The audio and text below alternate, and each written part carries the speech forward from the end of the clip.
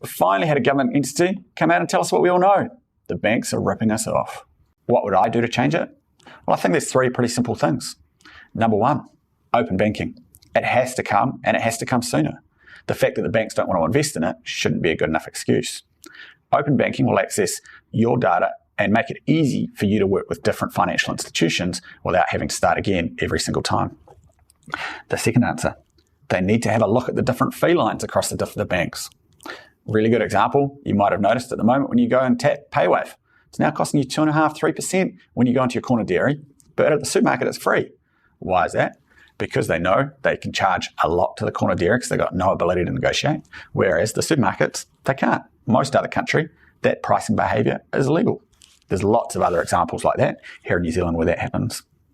And my final, most radical idea, I'd create a tax. Any profit over, let's call it an 11, 12% return on equity, should be taxed. That tax goes into a fund which creates a bank bailout fund, very similar to what exists in the US. But again, incentivising and punishing those for making too much money. I think that's fair. Once we have competition sorted out in the sector, the tax disappears, or potentially we kind of apply it to other ways of doing it. But we do need to figure out a way to sort out this profit problem.